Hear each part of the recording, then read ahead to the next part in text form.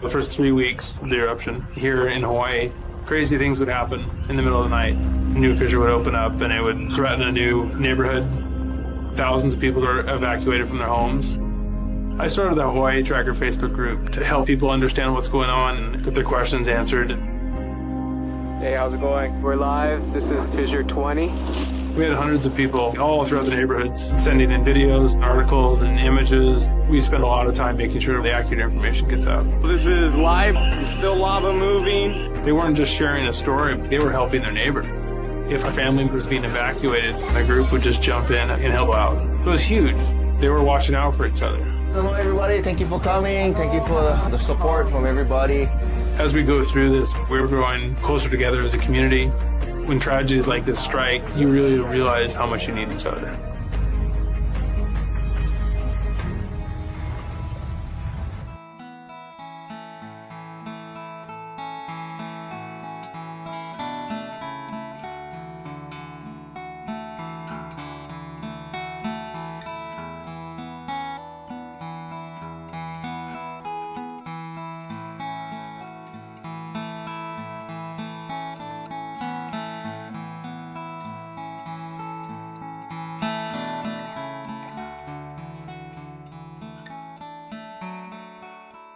We are the Hawaiian Volcano Education and Resilience Institute, HVERI for short. A lot of people know us from the 2018 eruption of Kīlauea in the Lower East Rift Zone. Working under Hawaii Tracker on the Facebook group. Since then, we've been trying to carry on and take the lessons, the hard lessons that were learned during that eruption and try and prepare for the next major disaster that comes to our island. Yeah, so we do that through two different programs. One is volcano education, and the other part is digital resilience, which we address through online groups on social media. So the way the two programs work together is that the social media networks end up being a distribution pathway for all the information. And having that network in place means we can provide more than just volcano education, but any other preparedness information as well. What we were working for really came about in the Mauna Loa eruption in 2022. Within hours of that eruption starting, we had the mayor, Mitch Roth, we had USGS-HVO Ken Hahn on the stream trying to help flush out a little bit of the ongoing because it's so new. It's completely different from our previous major eruption, which was 2018.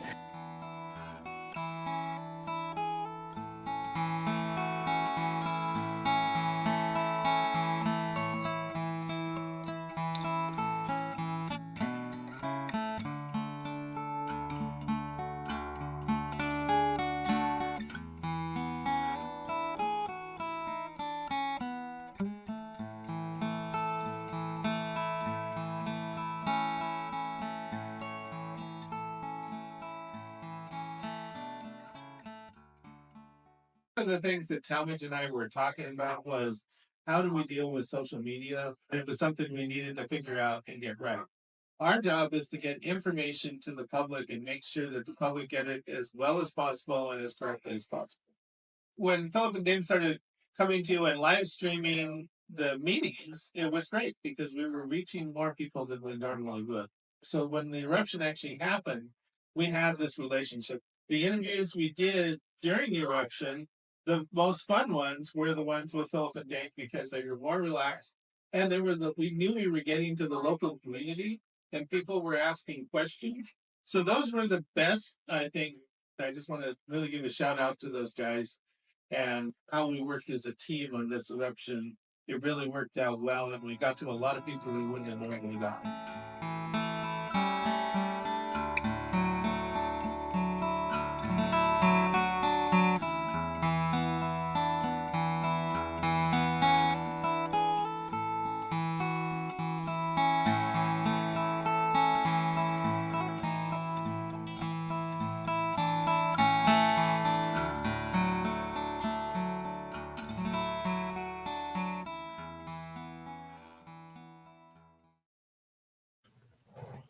Aloha everyone.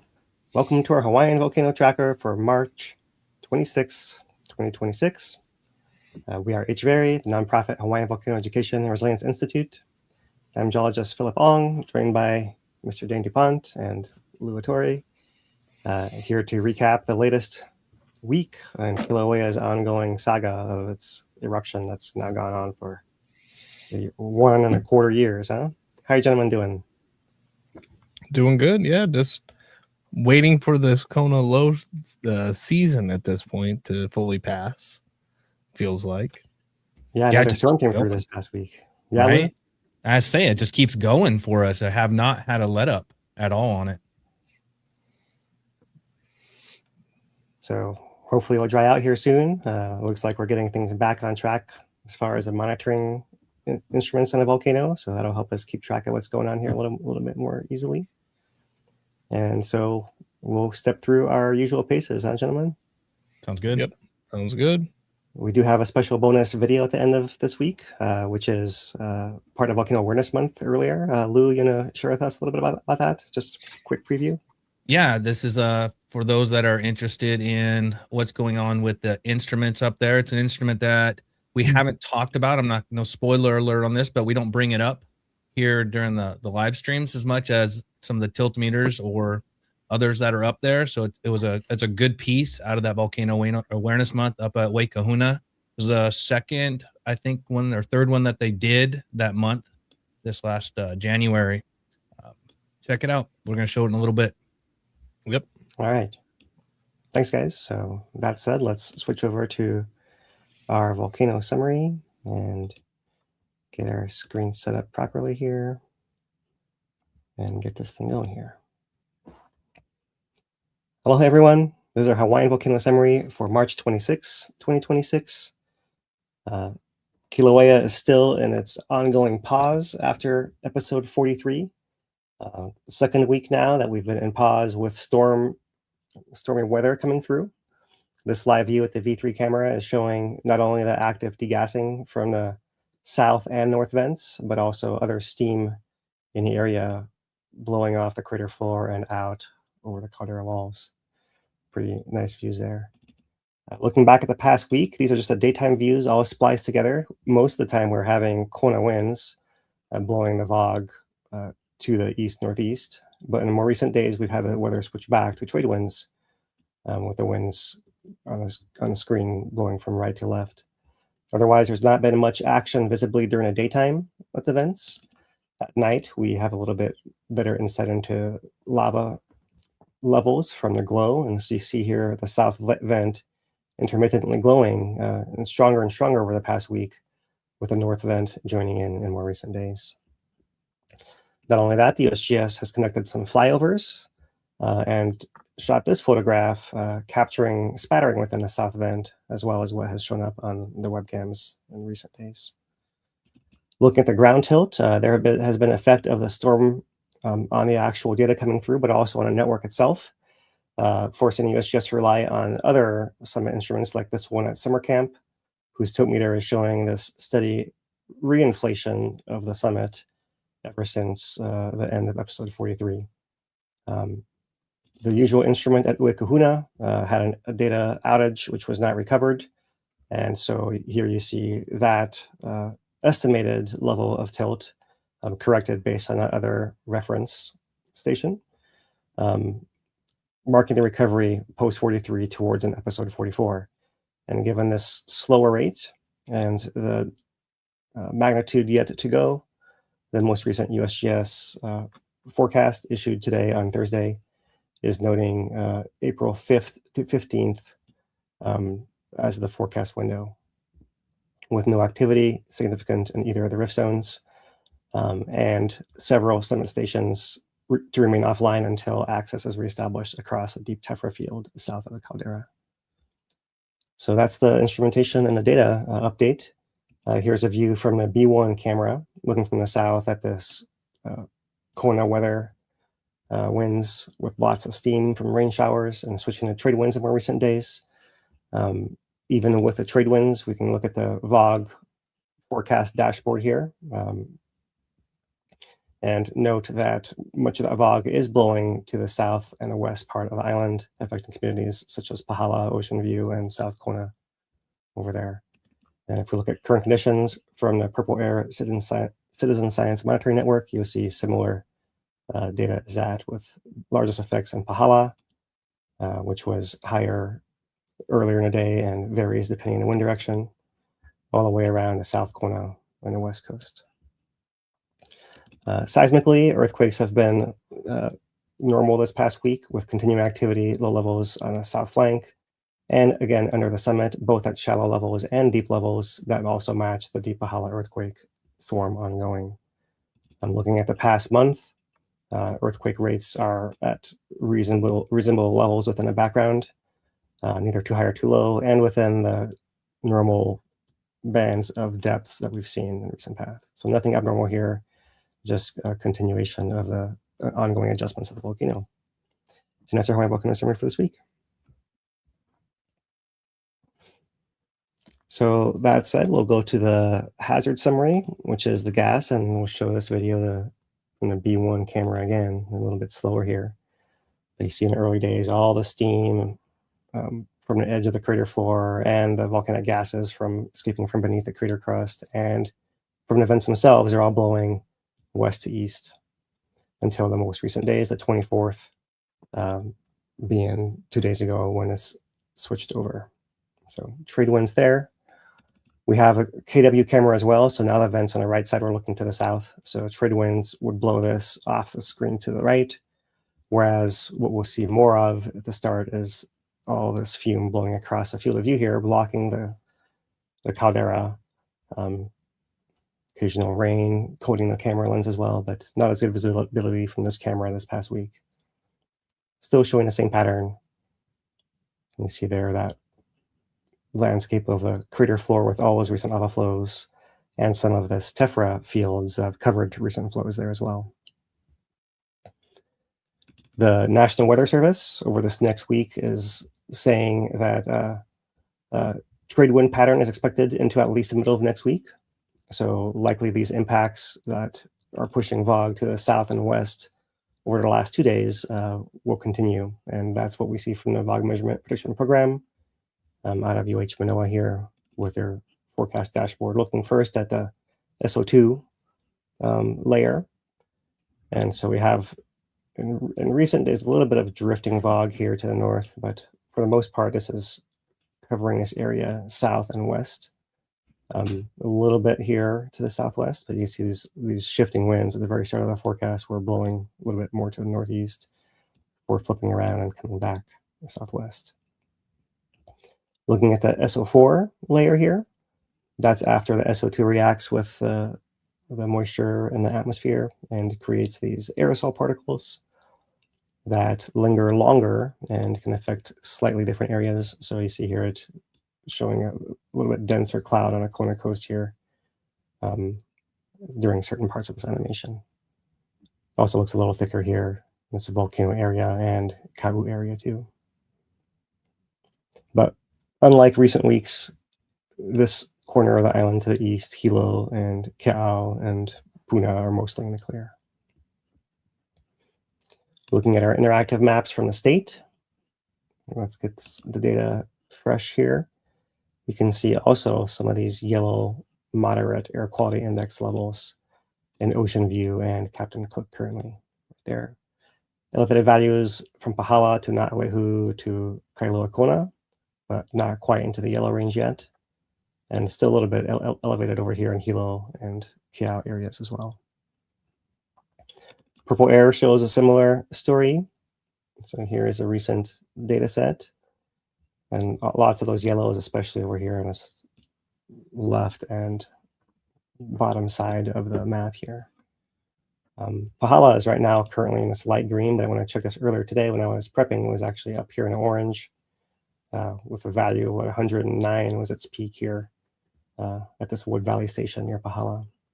So depending exactly on which direction the wind blows, you can see it comes into, right? You can see the high points here is when the wind is blowing that VOG right towards the sensor, and then over here when it drops down is when it shifts a little bit. It can shift by a few degrees and blow that plume slightly off the sensor and then shift back and forth. So you can kind of see here the pattern.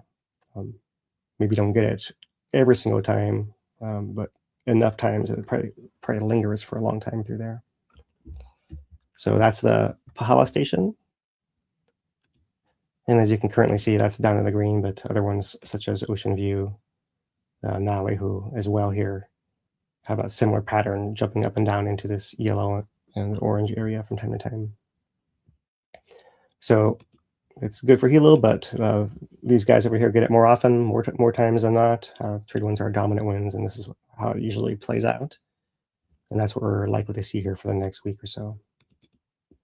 In the national park itself, here is the charts for the last 24 hours, which are mostly all in the green. There was a little bit of SO2 at Uēkahuna 24 hours ago or so. And you can still see some here popping up at the end of Chain of Craters Road, which is an interesting place for it to be. It's just probably just the swirling winds there, variable winds, bringing it all the way to the south there. Otherwise, everything here is moving in the green. And looking at the current summary map, everything there in the green, with winds registering out of the north-northeast at 9 miles an hour, 4 meters per second. So that is the current hazard summary, mostly gases here. And we'll go now to our monitoring and just talk about a couple of the USGS updates. And starting with this one, which was the volcanic activity notice that was issued yesterday. And we are still at alert level watch aviation color code orange, which now, according to these new USGS rules, means that these notices need to be repeated every week for our volcano at this status. So here we are, our weekly update in this volcanic activity notice summary format there, and we're paused with forecast for that second week of April, more or less. They note that everything is still confined to the national park. Tephra fall is greatest within 3 miles, 5 kilometers of the vents, with lighter ash and Pele's hairs suspended for larger distances from the vents. That's the generalization of what's been happening so far. And all the usual hazards, noting, of course, that even the tephra can remain hazardous between episodes as it can be remobilized during windy conditions here. Do gotta say though, it's even knowing that they're doing the weekly thing, you see it come across and you're like, there's a van, what's going on? And then Right. like it takes still, even knowing that it was the weekly thing, you see it and you assume something happened. And it's just gonna take some getting used to. Yeah, for sure. Yeah, and interesting, you know, if imagine being in the aviation world here, Bavona is going out as well. And so Bavona gets issued every single week also. And you know, it's like, actually, there is no volcanic cloud produced here noted, but it still has to come across their scanners in some format as a result of this, right? So that's interesting as well. So that's where that stands, and really the most recent daily update issued today tells us most of what we need to know here. Summit's currently inflating slowly, occasional glow visible from the south and north events, with gas pistoning continue. Rear spatter visible to south vent last night on the V3 camera. The forecast window is now April 5th to 15th based on modeling of the continued slow reinflation of the summit. No significant activity noted along either the east rift zone or the southwest rift zone. The network gradually recovering from power and storm-related outages. Uēkahuna tiltmeter is back online. However, no data was recovered from during the outage, so an offset was applied using data from other summit tiltmeters. Several stations, including the SDH Sandhill tiltmeter, will remain offline until we are able to reestablish access across the deep tephra field south of the caldera. So that's a lot of the details of where we are here, both the network and the activity. There's slightly more detail, summit observations, intermittent glow, rare spatter. Spattering was seen within the south event during overflight yesterday as well, as we showed you in the picture. Both vents emitting gas plumes. Tremor and tremor bursts continue at intervals of 5 to 10 minutes that correlate with glow on the V3 camera and peak temperatures on the thermal camera. All that consistent with gas pistoning. They note one earthquake at the summit. Summit tiltmeters at Kīlauea and Summer Camp continue to record slow inflation. And based on the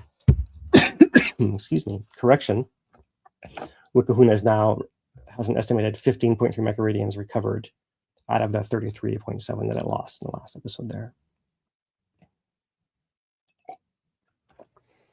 Slowly recharging there. Yeah, I'd like to say we're looking at the halfway point, but we haven't had the DI events yet, the potholes that we seem to hit about 3/4 of the way through. I wonder what got lost in the rain too, So we'll see exactly. The rain signals are also a factor here. So if I come down a little further to this analysis section, they note there is a rapid rebound of tilt following the fountaining, tremor, and glow. So we know that overall the pattern is another episode is coming, but it's slow compared to other episodes of repose and complicated by weather signals and the loss of data during power outages. So that has resulted in gradually pushing the forecast window back. Last week, I think we were talking about the very end of March, and then it moved to the very start of April, and then it's moved back now to the first week of April, according to the most recent forecast window. So as the network continues to recover and data becomes more consistent, the window should become better defined here. That is really most of it, everything else being our form recap of links and hazards and all of that. So other monitoring data that we have, let me get to the top here of this page. All this data courtesy of the USGS Hawaiian Volcano Observatory. Here's a last week tilt, the green line being Pu'o'o, where the data stream did not go offline. So it's just showing more of these little effects, likely more rain accumulation there. And then the blue line being the summit at Uēkahuna coming online and then having an offset here and then continuing its real data uninterrupted here is just for the last maybe 30 or 36 hours or so. So over that same week of time, we've had no abnormalities in these earthquakes at the shallow depths and at the deeper depths as well, and greater depths perhaps, better to say. With the counts here being pretty even across all these weeks, you have to ignore these two half columns on either side, since they're only counting half a day. That doesn't really scale exactly right. So when you have these partial bars, you have to take those with a little bit of skepticism. So about pretty similar here. And mapped out on the summit area, you see these red ones under Kīlauea summit with these blue ones continuing this pattern we've seen for about 2 months now. One green one also part of that. And then the south flank over here, as usual, most active closest to the summit sector here, although you do have some events continuing down along the further sections of the flank. That's it. Pahala is still active over here. Some green depth dots over here as well. So in cross section, there is a deep Pahala events. There's those few greens, and we've seen in the past more of these orange dots here at the top, whereas more of this bulging of the earth all the way at the shallower depths from all this rearrangement of intrusions at this greater depth. So these in-betweens adjustments are interesting and a little bit less common as well. And these are the population here underneath Kīlauea summit that are still ongoing too. Right? That usually we see it more in this depth, but now we're seeing perhaps part of the roots of the volcano active, continuing to feed magma into the volcano. That's, I think, the most general we can be about it, right? Is just to say that it looks like that feeder system is healthy and must be moving some material to cause those adjustments to be occurring. So here they are for the last month, down at the roots of the volcano. Matthew, this straight underneath section, and it kind of extends to the south as well. And then the greater Pahala cluster over here offset to the west. So in cross section, there you are, bigger cluster feeding the volcano. There is the Pahala quakes, all the shallow events, and these slightly rarer intermediate depth events in green too. All right, so for the whole last month period of time, there is the whole Uēkahuna signal. You see this segment in here where the line goes straight and then when it goes upwards, that's that suspect data. You have to ignore this jump here at the end and this flat part as well. And imagine that something happened in between here and here that we don't exactly know, but that's the estimated level that it reached while it was out. And that is based on, if we look at these other tilt meters, so that's just the Uēkahuna itself, both components, right? That same offset, both components there. But here is Sand Hill for that month of time, where you can see that first storm did not affect it, but then later on, it does go offline and now is no longer putting out data. Okay.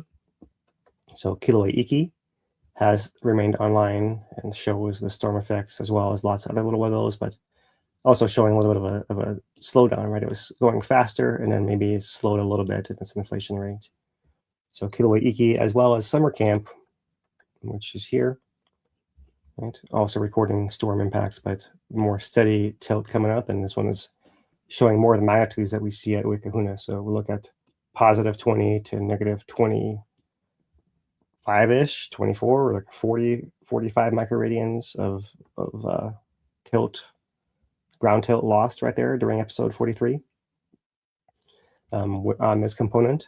So it's something that maybe it's fairly sensitive to that, and it seems like it's actually coming out pretty steady here. So all the little wiggles get averaged out more when you have this scale of movement. So I would imagine this one is a strong reason why we're seeing that estimate being that steady upwards trend like you see right here. So that is how the tilt informs what we see here. And otherwise, for the last month depth versus time, here's the last month of time, and here's those same depths. These blue dots are both the Pahala earthquakes and the deep under Kīlauea summit earthquakes. Otherwise, you don't see much of a change in the pattern here. Right? Maybe a little bit more clustered early on. And the build up to episode 43 right here. A gap as we had that storm occurring in a shallow registered, at least. And otherwise, maybe a little more sporadic, but nothing really significant that I can pull out from there. So there's our counts for the last month. Overall, we usually say 30 earthquakes per day is our background levels, or around background levels. A little bit lower than that because we're able to release pressure through the current episodes, and maybe because of these extra lubrication from the rain here.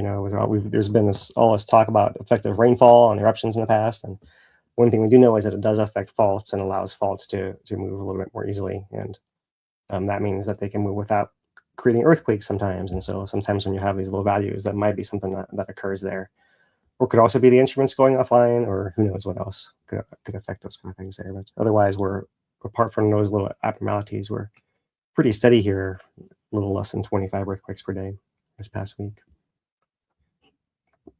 So for the last 3 months, our gap looks a little smaller. It looks kind of funky there, but anyways, you can see this magnitude of how far we have to come still. Maybe not quite halfway, like we were saying there. Since the eruption onset back in December 2024, here we are, continuing the pattern. Looks like it's nothing really changing.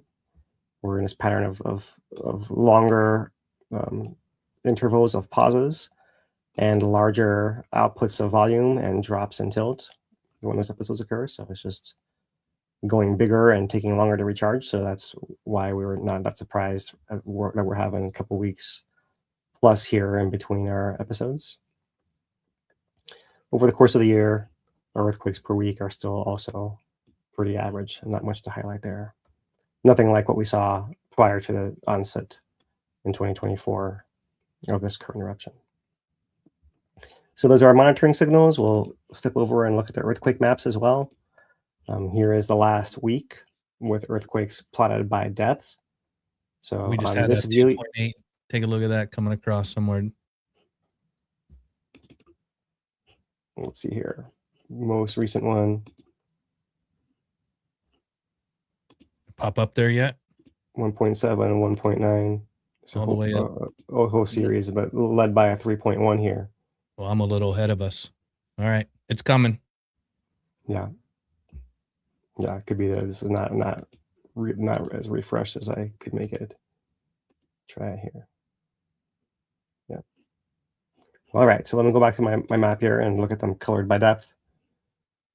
And overall, there's fewer of these earthquakes in the reds and the oranges than we're used to seeing. They're still there on the south flank and still there a little bit on the summit, but we do have these deeper summit earthquakes as well as all Pahala ones ongoing over here. One deep under Mauna Loa, interesting, maybe part of its feeder, but otherwise the shallow ones are just here in this eastern flank of Mauna Loa between Mauna Loa and Kīlauea summit. And we do have some other adjustment earthquakes elsewhere, including this larger one. Yep, that's the one that just came up, 3.1. 3.1.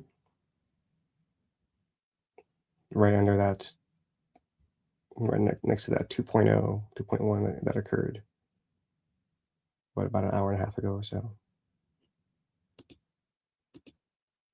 Yeah, let's see if there's one, or there's some of these other ones offshore. There was another one offshore, maybe it scrolled off over the last week here, but we do have these other events. Let's go back to this map here now. Right, so here, another one out here. This is a 3.8, 75 miles southwest of Lanai, 6 miles down, showing up on the global map here as well. Yeah, so I think those are probably similar adjustment events there, all kind of off the volcanic axes. And let's see here if this refreshes most recent.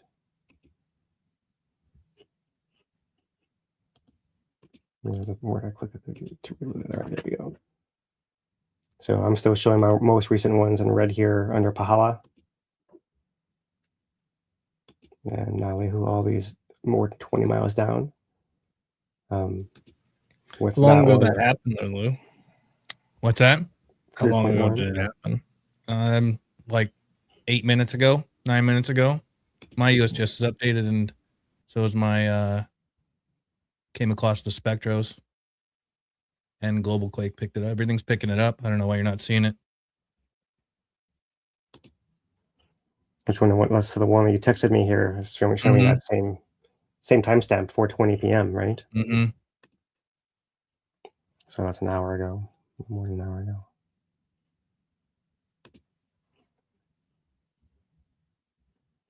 All right, I'm just going to keep going here. Mm-hmm. So let's go back to the largest first, and that's when we see that. Hold on, zoom it out here. We see the 3.8 there, southwest of Lanai, that's the largest one. Then the 3.4, that's 20 miles down under Pahala. Then a 3.1 way offshore to the east. Then a 3.1 up here in the northeast. Right, and there's a red one that's popped out finally. Yep, there it is. 3.0, it's showing us that one. I'm living in the future. So many electrons flying across my stream here that sometimes I'm even scared to reload the page. I'm not surprised if something is not quite as live. So thanks for that, Lou. All right, so yeah, quite a few magnitudes 3 this week compared to some weeks, but nothing significant about that. It was just the luck of a draw this week.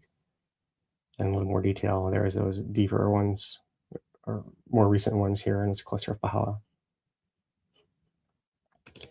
Okay, so that's all of our earthquakes this week. And next I'll turn to Volcano Watch. And Volcano Watch this week is taking Kilauea's temperature. So we've talked about how the USGS goes and samples all the different flows from every episode and does geochemistry in it. And so here we are having an update on the results. So what they are showing here basically is the samples that they use their observations from, and they'll sample the volcanic glass in between the bubbles of gas here to try to measure the magnesium oxide weight %. And that is something that has been calibrated over time to temperatures within the volcano based on those levels. So long and short of it is that from the beginning of the eruption back in December 2024, up until very recently here, you note that every dot being a one individual sample. Every episode might have more than one, so you might collect one from maybe near the vent or from the tephra, and one from a flow, and so you end up getting a range of temperatures, for example, right? So here's episode 1 to episode 11 when they see a high spot. So temperature is actually rising very quickly here, maybe flushing out some of that shallower magma that was residing there since the last eruption. So reaches this peak up here, which is not quite clear exactly what it is, maybe 7.7, something like that. Then over the next many episodes into July, comes cooling down again, and then gets hotter again. And ever since then has been getting hotter. Maybe call us a bigger jump, and then it's hard to know, but it does look like it has been still rising over time here as we currently speak. So the idea being that maybe this is all coming from the shallow chamber, and therefore the shallow chamber maybe is getting a larger component of its magma from the deeper, hotter magma chamber at these times when we're seeing these peaks here. So that's interesting. Something that we've heard USGS talk about before, how they expect this to be, how it's all connected. The deeper chamber is more connected in order to feed magma to the shallow chamber and have it be hotter and reaching all the way to the surface. And so there is what the data looks like for that. Of course, there's more written up than that short description of it there. So you can check out these details here in a volcano watch that's posted in all of our usual places. One thing to note is that prior to the collapse in 2018 of the summit and its lava lake, typical values were here in this range of 6.7 to 7.0, right? And similarly, the 2020 to 2023 eruptions were of that range as well, 6.0 to 7.2 weight percent. So those correspond to these temperatures, roughly 1160 to 65 Celsius or 1145 to 70 Celsius. Or if you want it in Fahrenheit, there it is, 2,120 to 2,130 Fahrenheit, 2,090 to 2,140 Fahrenheit there. So those are that's the interesting thing here, how much hotter we are. So at least 50 degrees Fahrenheit higher, with a range all the way up to 1191 Celsius, or topping off at 2176 Fahrenheit there. So hotter than all the eruptions in recent memory here. So, all right. It's also backed up by olivine data. I'll just read our article for the rest of that there. So that's our volcano watch this week. A little bit extra monitoring of the chemistry to throw in.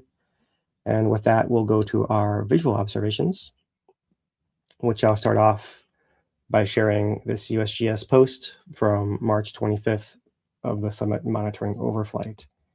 So they have a range of photographs here. Here is USGS geologists collecting one of these samples of lava that they use to measure the chemistry and get the results like we just showed you.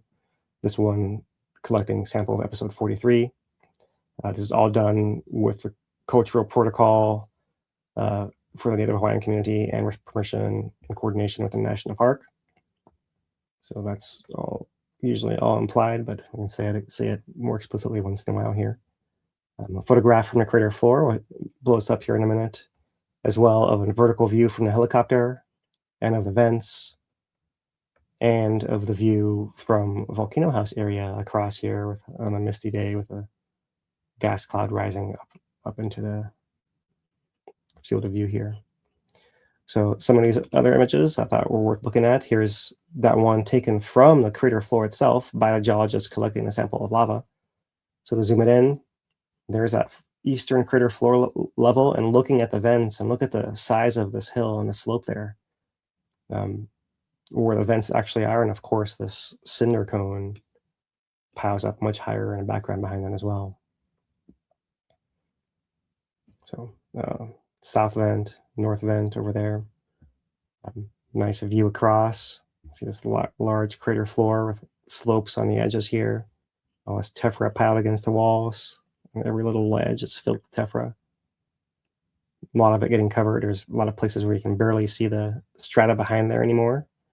All of this back cone you see is completely covered. It's got some of these stretching cracks as all this material slumps downwards. It pulls apart and opens these cracks.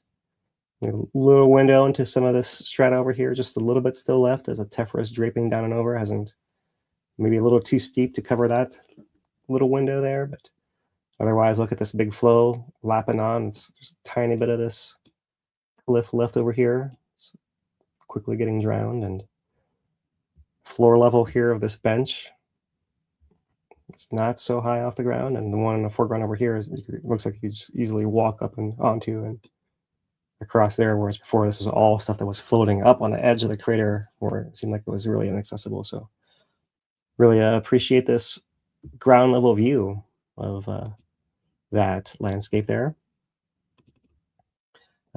Similar high resolution view of the vent area itself. So zoom it in there so you guys can see. There, north vent on the right, south vent on the left.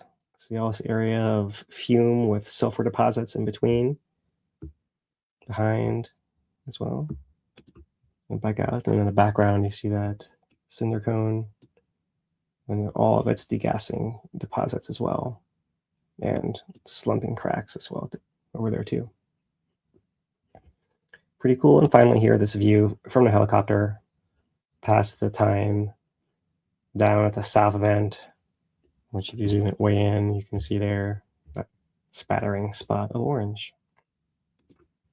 So that's the visual release from USGS. And of course, we have this ongoing cameras that are live, and we have the V1 back in action here. Let's push this live button. You guys have a live view, looks pretty similar. We have the V2 also back in action. And there it is, live view. And the V3 continues to be a workhorse. There it is live with trade wind direction of gas dispersal there. So over the past week, daytime views, this is a V3 camera. Starts off Kona direction winds, occasionally swirling to swamp the camera view here. And by the end of the cycle here, more steadily from right to left off the screen.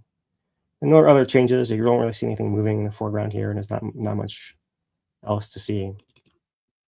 On the nighttime views, there's the south vent with its intermittent glow, corresponding to the tremor bursts and the heat signals as well. Early in the week, it's mostly the south vent. Then you see the north vent contribute as well there. Coming around to the V2 camera, there's the daytime views. You see early on that foggy period before finally the wind switch back around and we get to see more of the vent in the cone. Nighttime views from the V2 camera. There is a south vent pulsing there early on, and then there's north vent joining in more recent days. Okay, continuing this camera review at this quick pace. You guys saw really quick there, the flashing. I won't do it too much, Lou, but Lou's going to cover this in more detail. V1 back online, and some of the views of how that's looked over the past couple of days here since it's become accessible again. And not just accessible, but visible right through the whatever was obscuring the lens. Nighttime views, north vent and south vent as well, glowing. So those are the camera views. I like to once in a while come back to this B1 view and take one image per day. And I've done this, it's about a little bit more than the last week, ever since it's been clear enough to actually see crater. And apart from this change in wind direction, there's really not much to see elsewhere. You don't see anything moving anywhere else. The camera seems to be well fixed. No movement on the crater floor anywhere. On the crater rim, everything is just steady and in balance. So we do this also with a KW camera, and there it is. But this one is showing a little bit of a wiggle. Unfortunately, if I zoom in somewhere here in the foreground, you can see it seems to be moving as well. So it gets a little harder to tell in that case. Even the horizon's moving a little bit here, so maybe the camera is not quite fixed in its tripod and makes it so it's harder to tell these little shifts. But within the field, you don't see anything obviously changing that much either. But hard to tell from night view unless the camera is a little bit tighter, or we do some more post correction that is very carefully done to not affect the actual movement shown there. So in thermal view here, F1 camera, that same view as a KW over the past week. You see these flashes from the daily cycles of the camera adjusting its temperature to the heat that it senses around itself. And over that time, there was no change anywhere across here. Interesting persistent heat from these hotspot areas. They seem to continue to be the hottest ones, as well as the vent areas themselves too. So that's all I got, Lou. I want to add you in here and get your observations. You ready? Yeah, I'm here. Give me a second. I just knocked my mouse right off and kicked off everything off my screen. But while I'm loading up our observations, since we just had that earthquake come across up the northern part of the island, we've had another series of earthquakes come in, and the spectra is kind of lit up with a lot of tremor on them, like another swarm. Overnight, we had a small swarm that kind of came through. I don't know if you've seen that. Give me a second here.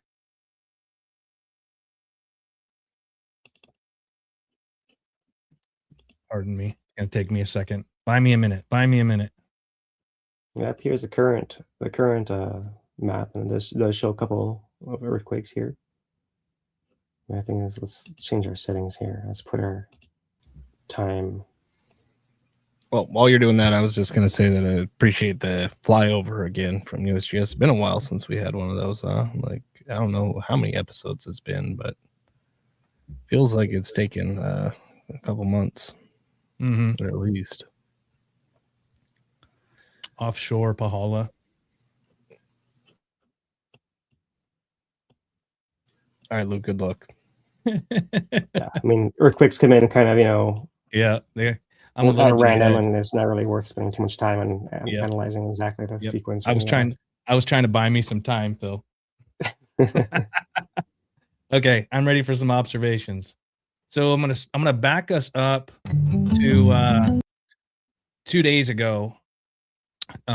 No spatter, but we did have the classic hydrogen flames going off. This one was kind of interesting because if you look at the north vent there on the right side of the screen, you'll see that deep glow in the background behind the flames. And give it a little bit, and we're going to switch angle. This is a rare view, by the way, too. This is coming off the V2 camera that's now back online. We don't normally get good V2 shots at night. And did we mention that the V1 and V2 are both back online now? Very briefly, I did, and just showed the live views here. Good. And anything else you can add? I kind of sped through the frames of them putting it back together. It's interesting how we really look forward to the different angles that each of those cameras have to offer, and not having the V1 since the last episode, and then V2 went down as well. Changes your viewing, honestly.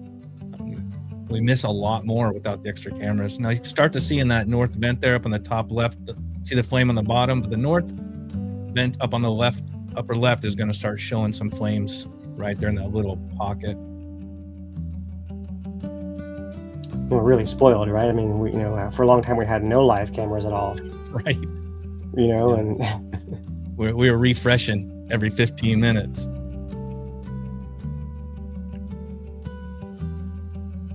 Good quality too. This is the best time of the morning. As soon as that sun starts breaking horizon, we really get some fantastic views up there. Same thing with the evening.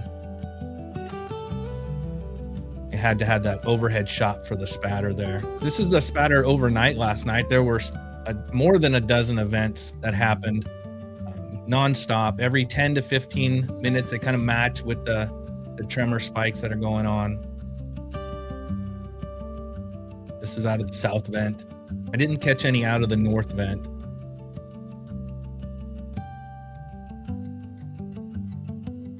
This isn't your normal view either. I enhanced it a little bit so we can see it a little bit better. It's still, you can still see it on the camera. It's just got a lot more white noise in it. Yeah, some of those bursts are pretty tall. Mm-hmm. Yeah, every 10 minutes or so. Yeah, about that. 15. Some of them are 15. Pretty much what we've seen since the end of the episode. Since the end of episode 43, we see that gas pistoning about every 10 to 15 minutes, 5 to 10 minutes, right around there. The spattering really kind of matches that.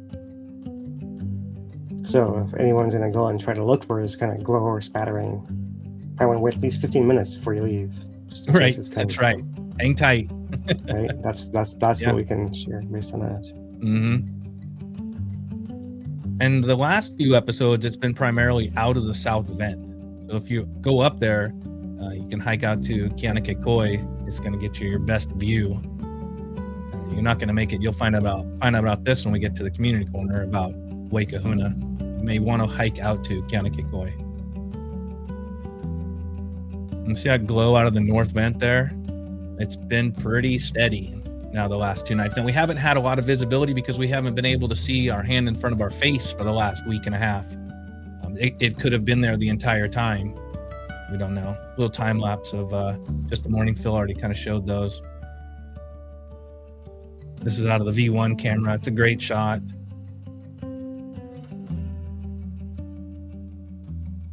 And our south vent again, our V3 camera. So that's our observations for the week. We didn't have a lot because we couldn't see much until recently. But what we are seeing is we come right into hydrogen flames as well as spattering. So I expect the same tonight, honestly. All right. Awesome. Thanks for those observations. And it's we kind of got in a little bit into our lava viewing forecast a little bit too, but I'm sure you have more on that in a little bit here too. But before we get into the whole community thing, let's talk about a little bit more about the storm that happened this past week, the continuation of the storm. Yep. So I'll hop out here and bring in Dane for that. All right. Well, yeah, we did have this round 2 of the Kona low come through. Let's go ahead and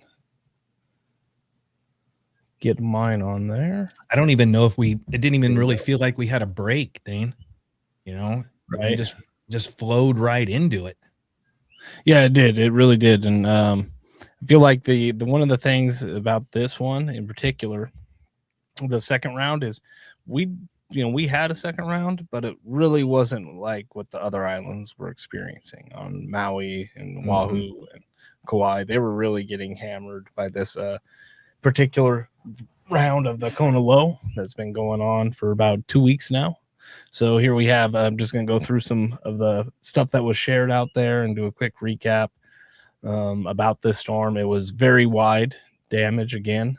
I was seeing almost $1 billion in damage projected, but we have just some, videos of a lot of the muck. And so it's called there's going to be a bunch of footage of the muck outs from the mud and everything that accumulated from all the flooding that transpired out through all these different areas.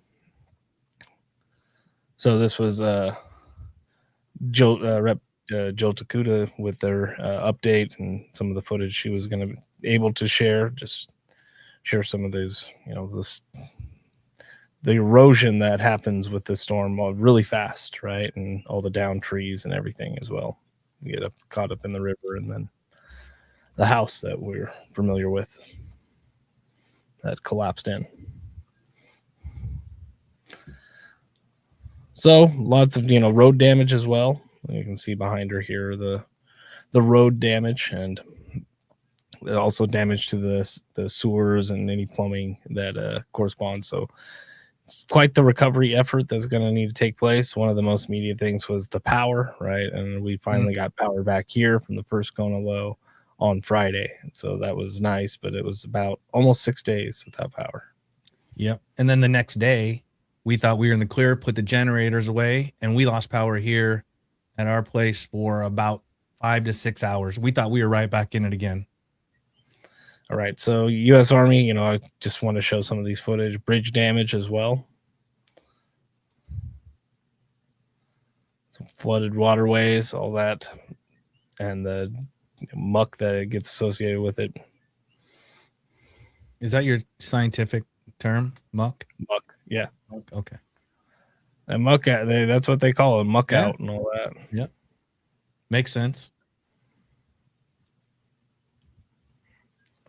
So rather wide flood damage. You can see all the Kauai got spared this time. Well, that's good. I mean, they've had their fair share of rain and damages from it.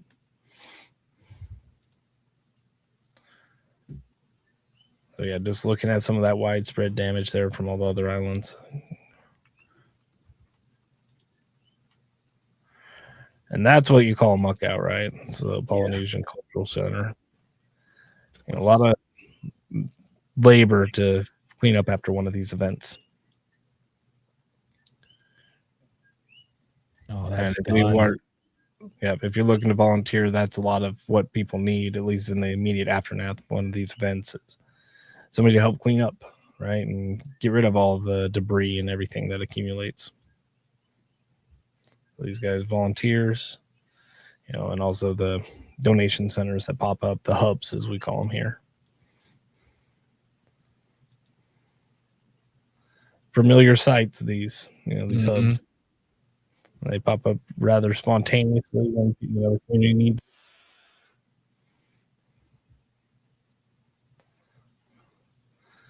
That is a lot of cleanup right there.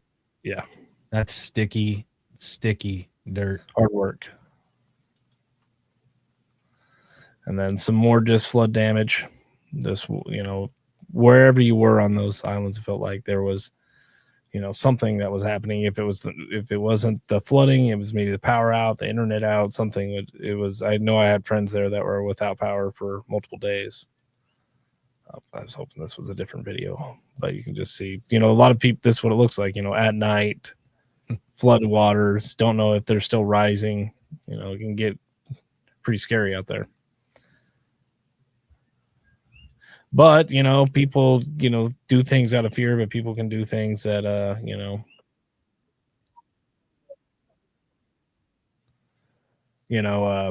don't drive through, turn around, don't drown, don't enter these pools of water. Why? Because you don't know how deep they are.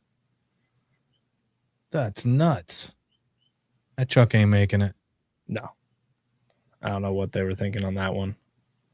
That was from March 20th. This is when most of the storm, went through, was on the 20th. But it's been this, talking about the Kona low season, because it keeps popping its head up. Even there's days that are really bad, but the next day is not. Like the storm's gone, time to recover. But, tremendous amount of rainfall. Causing the backups out of the storm's drains. And that's what happens when these areas we'll look at some of the rainfall totals here. But just when you get this tremendous amount of water falling all over the area, it's got to go somewhere. That's a home too. That's not a business. That's somebody's home. Right. Yeah, there. That's just out on the street right there. Yeah. Right. So I wanted to just show some, the thing about this storm compared to a lot of storms that we do, we're covering stuff from Hawaii Tracker that posted directly to our page.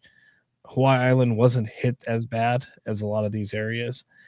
And it was such widespread news after the first round with 100,000 people without power, all the damage, that there was press essentially in location prepared for the storm. So we have a lot of professional, imagery as well that can take a look at. So this was from Getty Images, and it's a combination of a bunch of Associated Press images and images from other photojournalists that were there and doing flyovers. And yep, there goes the Lambo. Besides all this, like then during the actual events, like on Oahu, they had the fear of the one dam over. We're getting there. We're getting there. We're almost there to the dam. But yeah, just I'm still showing some of the damage just widespread. All right. Oh. All right. And to the dam failure that got put out. The alerts got put out on the morning of the 20th. And how do you pronounce this one? Wahiwa? Anyways, not failed yet. Did I crash? No, you're good. It didn't fail, but it was very close. And the evacuation orders were put in place for roughly 4,000 residents to evacuate the area. The governor ended up going up to the area, up to the dam, and they're working on stabilizing efforts and debris removal, but ended up not creating the worst case scenario, even though it came very close to. So yeah, the dam definitely, it's 120 years old, this dam, right? So it's been known about Oʻahu and the aging dams, and create situations like this where you get a ton of rain really quickly, and then all of a sudden one hazard leads to another, or one disaster leads to another hazard. So one more thing about the dam here, and just want to show the range gate height of it. So you can see there the flooding and everything. So it's in really dangerous territory at that point when they were talking about that. Just the past 2 years looks like, huh? Yeah.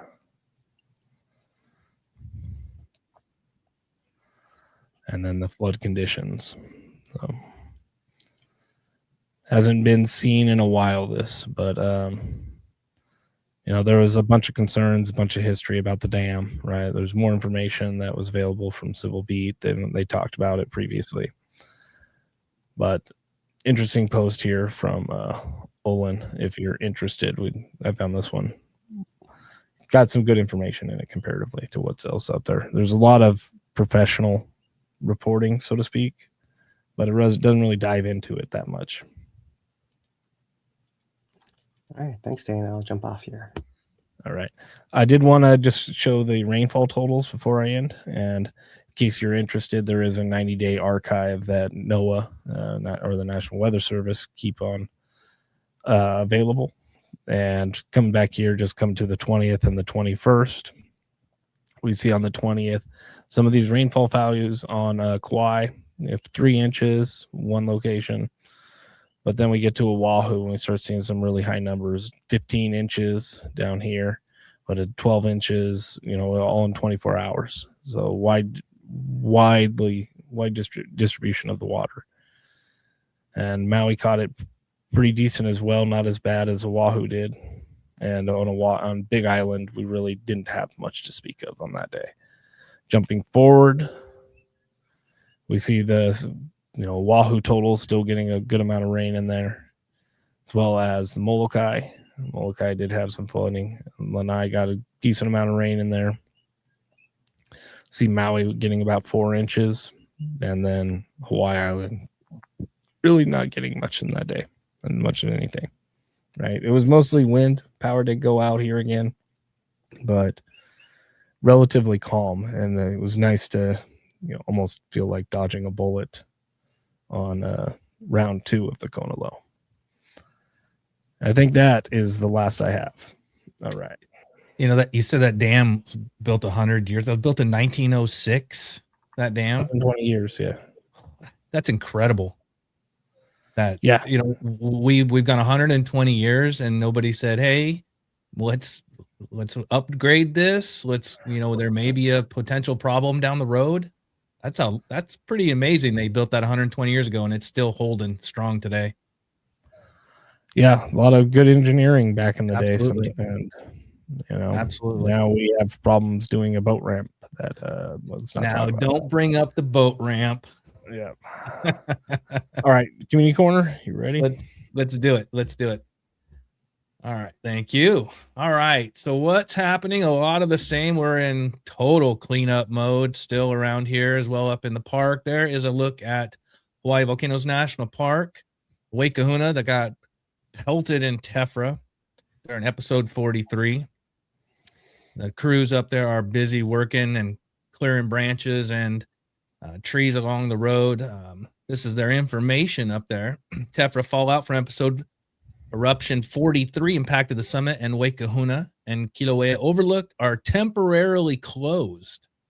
Crater Rim Trail is closed west of Kīlauea Military Camp to Uēkahuna. These closures could last a few weeks while park staff remove large amounts of volcanic rock cinders from roads, trails, and parking lots and overlooks. So be aware up there. They're also, NPS is assessing areas and cleaning up the park with all the trees and everything that came down and branches. And with the wind that goes on, there may be some branches that are semi hanging on. So pay attention when you're walking around up there. And the lights inside the Nahuku lava tube are temporarily out of service. The tube is open. Just bring a flashlight so you can get through it. It's pretty cool, even in the dark. There's a shot that's an update from the KMC closures of the Lava Lounge. It will be open tomorrow night, and that's a shot from last week when the roof came down. But they're cranking away. That's been pretty much nonstop, like Dane was saying. You know, we got this second round coming through, but it wasn't anything like round one. So the crews have been nonstop working. These are the events that happen in around the park, the different things to explore the summit, stewardship at the summit, what's going on, explore the summit. It's an everyday thing. And then there's an event down at the Kahuku unit. It's a special event on March 28th. You can check that out right there. This is something I found that I thought was interesting as part of the cleanup and recovery efforts. This is from Hawaii Marine Animal Response. You know, with the storm brought in a lot of junk onto the shore. If you have seen any of this type of stuff, there's some phone numbers there. You can contact the individuals to help start getting that cleaned up, volunteer yourself. And if you see the monk seals with toys, would you let somebody know, please? Because they're not supposed to have those. It's not good for them. With all of the flooding and wet weather increases rat lungworm disease. Protect your ohana by eliminating snails, slugs, and rats near your home. This is a big deal when we get these floods. Everything is on the run. And we've been pretty lucky. It hasn't been a major outbreak of the rat lungworm disease, but there's some information on what you need to know around here because the water is dirty and the animals don't help. So practice good hygiene. I have a story here that I brought these guys up last week. These are our friends, partners. We collaborate with them. We're good friends with all of them there at HAKA, the Hawaii Animal Kuleana Alliance. And this is an image that I took, actually, I think Anna took when we were out to their 1 week of disaster recovery training for animals.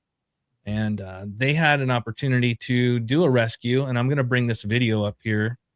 And it's from a dog named Margot. I'm going to show you this. Let's see when was this taken? This was just 2 days ago. Nice.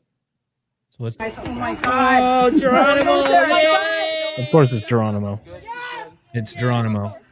So this dog came over from a family. I'm going to wait till this ends because this is heartwarming. What this means to me, people. You have no idea what this means to me.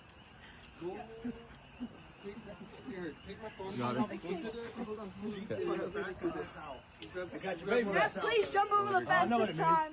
I got 2 dogs at home. Dad, I know what it means, brother. Dad, jump over the fence. You're amazing. No. Let me stand next to you so this can sleep better in her neck. This is the daddy. He's gonna, after he stops crying, he's gonna get Thank you, Jesus. Thank you, Lord. Thank you, Lord Jesus. You did it. We did it. We all did it. You guys are amazing. Thank you so much. Lord Jesus Christ. Are you ready to hold her? Never mind.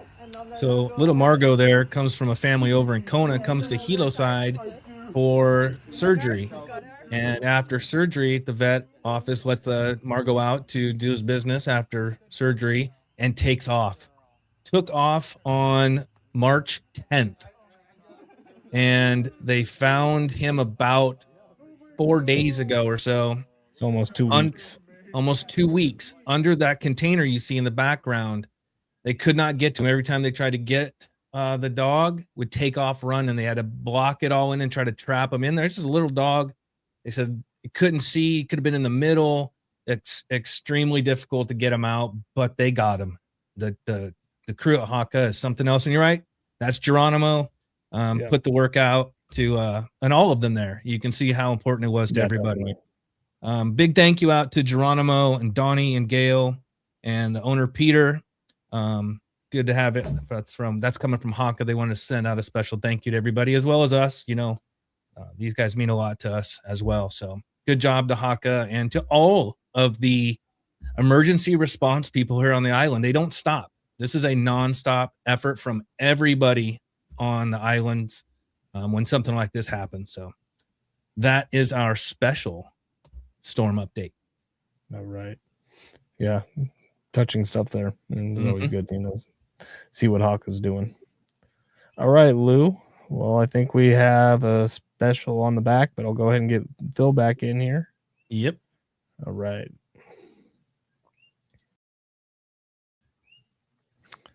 And there we go. Can you hear me? Yes. Phil? Hello. All right.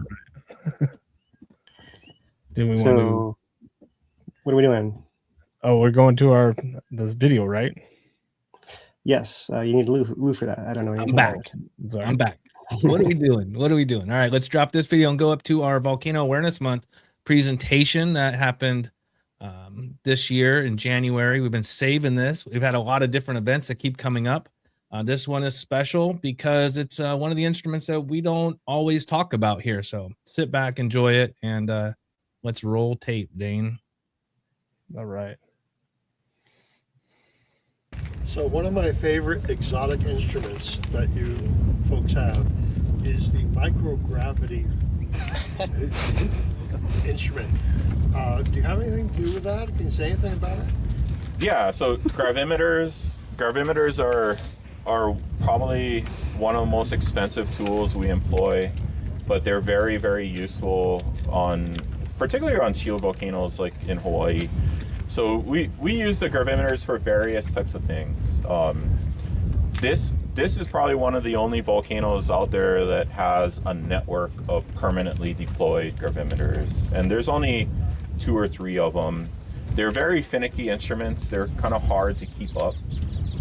But we have various types of models. But for you guys who don't know, a gravimeter is an instrument that measures very small changes in gravity.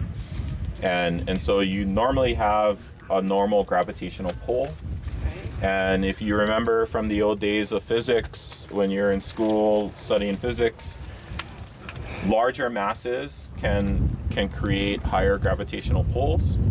And so volcanoes, when we have new influxes of material come up into the edifice, sometimes you can detect that.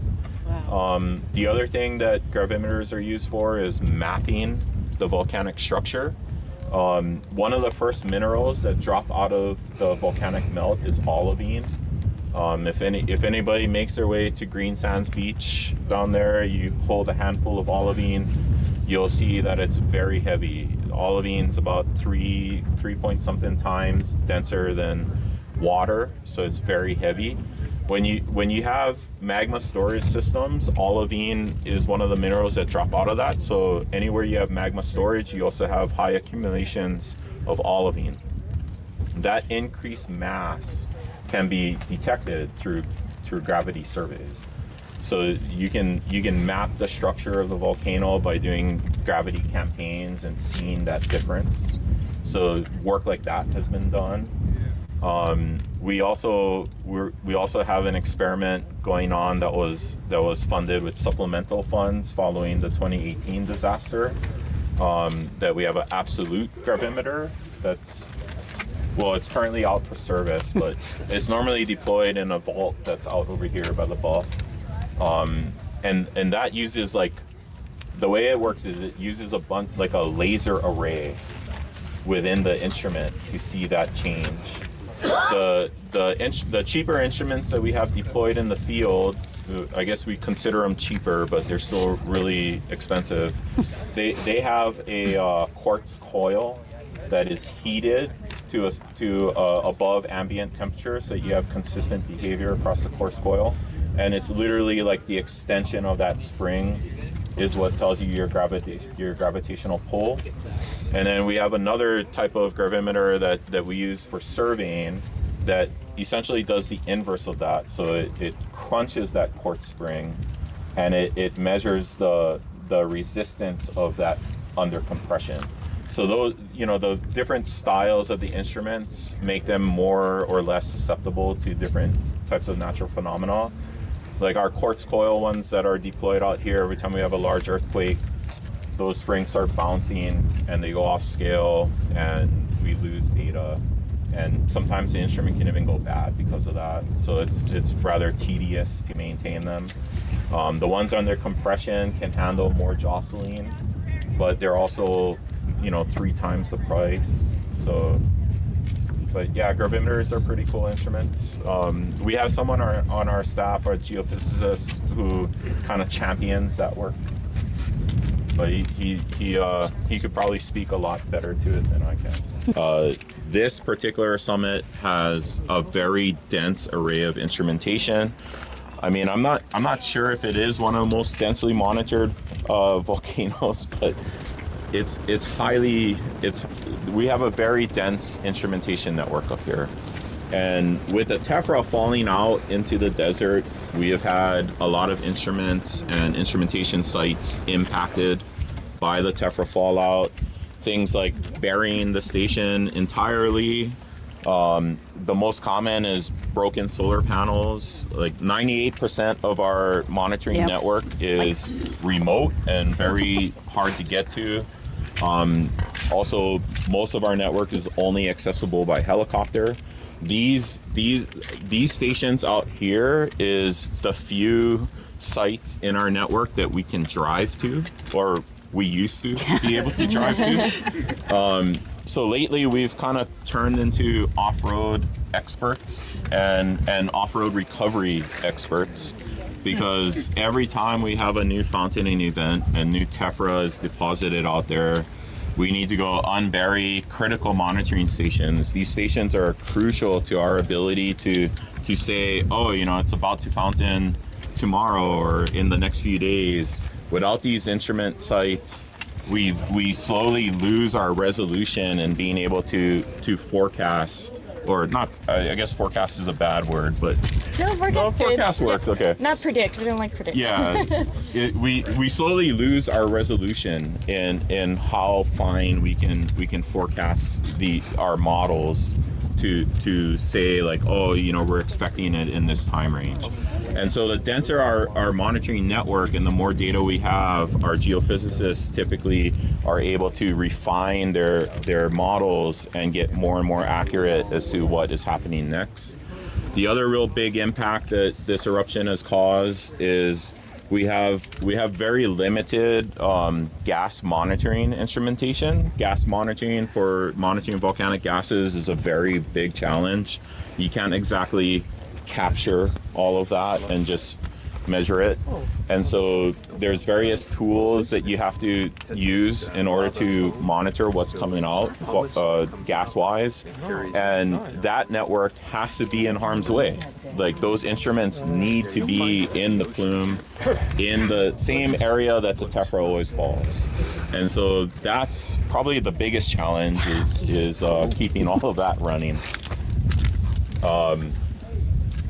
The other thing that we've come across out there, in addition to, getting vehicles stuck and having to recover them just so we can reach sites, is when we can no longer drive to where we got to go, then hiking is the next option, because tephra is, as you guys felt this stuff, it's super light. And so you can't fly in with a helicopter either. Like a helicopter's rotor wash will engulf all of this material. And so flying out to access these sites are simply not an option. And so when we can't drive or fly, we resort to hiking. One of the first, I forget what episode this was, like 14 or something, where we had a very big, deep tephra deposit. We got stuck and we were just hiking around the vehicle just to work to get it unstuck. And in the process, we're post-holing in all this tephra. So if any of you guys have post-holed in snow, you know how annoying that is. Yeah, try post-holing in rock. Glass. In glass. It really. Needless to say, we've all bought gaiters since then. But so snowshoes. We are using snowshoes, and so that's been the next thing that we've had to do is start snowshoeing on brand new tephra to access all of these sites. And snowshoes aren't designed for tephra, and so we are destroying these snowshoes really quickly. But I'm assuming many of you guys see our live stream cameras, and so was it episode 38? Yeah. So in episode 38, the V3 camera, which is on the south side of the vent, it got impacted by a fountain that went straight to it. Roughly 15 meters of hot material buried and entombed that whole station. And so, you know, one reminder is these things are out there so that we don't have to be. These are very dangerous locations, and so, you know, when we go out to service these things, we're doing so with several really strict guidelines. Like we don't go out when we're anticipating another fountaining event. So as soon as it starts spattering and we know the fountaining is going to occur soon, or if we're in one certain range of when we expect fountaining to begin, we cease going out into that hazard area. So up until then, we work out there, and we have a duty scientist on staff who just keeps an eye on the data in case something ramps up or changes to notify us that we can get out.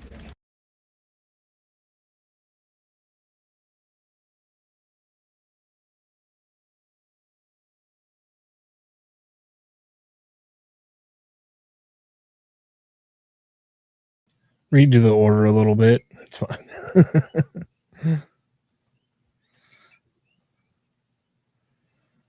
All right.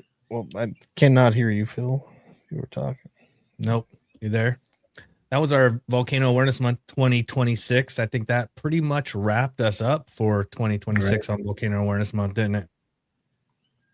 As far as what we have recorded, yeah. Mm-hmm. And I don't know. I Doug, when I was putting that together, I was digging around, and I don't remember us talking about a gravimeter. Is that how I say that? Gravimeter? Gravimeter. Yeah. So that's kind of interesting. It's always something new every year, all these past years with Volcano Awareness Month. That was the one that really kind of stuck out the most for me. The gravimeter was that giant truck, right, as well, that they had? No, that was the big thumper that they had. The thumper. That was for the seismic stations then, for the Valhalla study. Right. Yeah, the last gravimeter thing we had was from Mike Pullen. He's been doing surveys, and every year does a survey and writes an article about it. And so it was in 2018 when I really saw how the gravimeter showed the signal of the magma moving into the roof zone, and how big a signal it actually was, right? How strong a signal it actually was. That was really the driving force to considering a whole network of them, right? So it's really interesting to hear this next iteration of it from Kevin, that they've tried to do a monitoring network, but they're actually really finicky and hard to maintain, and the cost involved and all that, right? So, you know, it was something that actually was showing quite a bit of promise, because like it was actually quite a bit, you know, the tilt meter can have all these other influences, we'll say, right? Like we're talking about the impact of weather recently here, and a gravimeter is less sensitive to that, but obviously, as Kevin said, challenging to maintain. So that's interesting to hear. Yeah, I went through. There was years of photos and information as I went back. Some of the crew that's here at HVO, you can see them 5-6 years ago. Others that were here even further back. There was quite a history. If anybody digs through USGS's site, I pretty much spent hours digging for images and came across all kinds of stuff. There was anything you could possibly imagine was on there. So I'm glad. I hope you guys enjoyed the extra clips I put in there and a little bit of video as well. I tracked down. Yeah, awesome. Thanks for that, Lou. Yeah, definitely. Yeah, interesting Right. news when there are other challenges also, right, with the stations. We heard them anticipating impacts of the stations, and we have just finally had that to where now those stations that are in the south part are too buried, and they have to still go dig them out further, bring them back online. Yeah, it's interesting here. Like that was recorded in January, right? So here we are in March, almost end of March, and they're trying, but it's been a lot of stuff still falling out there, and impacts continuing. Yeah, it's only getting harder with all the storms and everything. That only gotten weird. Hopefully, the next one can calm down and be a little bit more normal episode. We'll see. All right, guys. Anything else before we sign off? That's it. I think that's it. We All do right, have a super chat real quick in there. Oh. Dane, you want to grab that? Yeah, there was a $20 donation from Norm. Continued support there. Or was that from last week? That might have been last week. Did you not get? There we go. There you go. Liv, appreciate that $20 donation there. Appreciate the support. And yeah, don't think we had much in the way of questions today. Yeah, it's not much to really comment on our question. We're kind of reviewing, documenting things as we usually do. You know, part of this is leaving a record behind of all of our observations week to week, but also the documenting the impacts to the community. Even if it's just low level trade wind fog, it's still impact that we have. So that's if we're on the same page, that's great. I think I'm looking for one potentially. Sorry.